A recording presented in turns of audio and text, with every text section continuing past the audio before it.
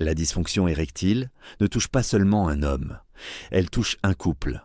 Et pourtant, on n'en parle presque jamais. Suis la chaîne pour des infos claires et sans tabou. Abonne-toi.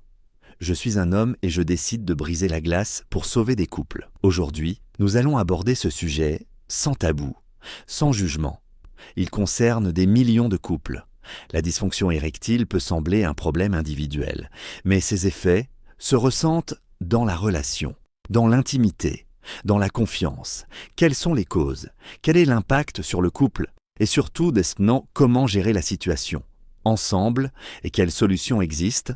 La dysfonction érectile, c'est la difficulté répétée à obtenir ou maintenir une érection suffisante pour un rapport sexuel satisfaisant. Elle peut être occasionnelle ou persistante. Elle peut apparaître à tout âge. Et surtout, elle n'est pas une fatalité. Les causes sont multiples. Certaines sont physiques, problèmes de circulation sanguine, hypertension, diabète, déséquilibres hormonaux, fatigue ou manque de sommeil, effets secondaires de certains médicaments, alcool, tabac ou drogue. Très souvent, ce trouble est un signal du corps. Il y a aussi des causes psychologiques. Le stress, l'anxiété de performance, la peur de décevoir, la dépression, le manque de confiance en soi. Plus l'homme se met la pression, plus le blocage s'installe. Et enfin, des causes relationnelles, des conflits non réglés, un manque de communication, la distance émotionnelle, le ressentiment, des rapports sexuels devenus obligatoires ou mécaniques. Le corps exprime parfois ce que le couple n'arrive plus à dire. Les conséquences pour l'homme sont nombreuses. Baisse de l'estime de soi, honte et culpabilité, peur de l'échec, évitement de l'intimité, silence. Beaucoup d'hommes souffrent en silence. L'impact sur le couple est réel. Frustration sexuelle, sentiment de rejet chez la partenaire, tension et dispute, distance émotionnelle, parfois infidélité émotionnelle. Le vrai danger n'est pas le trouble, c'est le non-dit. Alors, comment gérer la situation dans le couple? Parler sans accuser, pas de reproches, pas de moquerie, pas de pression, déculpabiliser.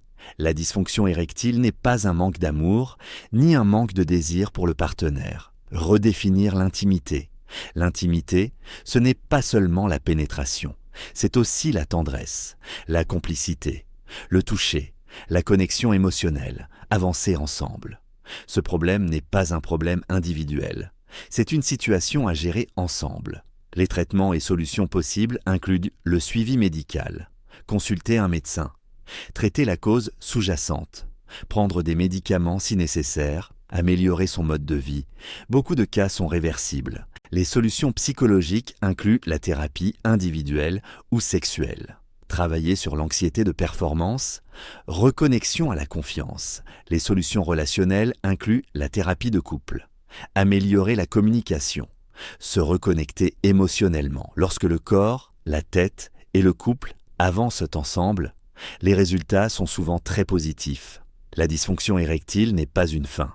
C'est souvent un appel à ralentir, à écouter et à se reconnecter. Avec dialogue, soutien et les bons accompagnements, beaucoup de couples retrouvent une intimité plus profonde qu'avant. Si cette vidéo vous a aidé, n'hésitez pas à liker, partager et vous abonner pour plus de contenu sur le couple, la relation et l'intimité, sans tabou.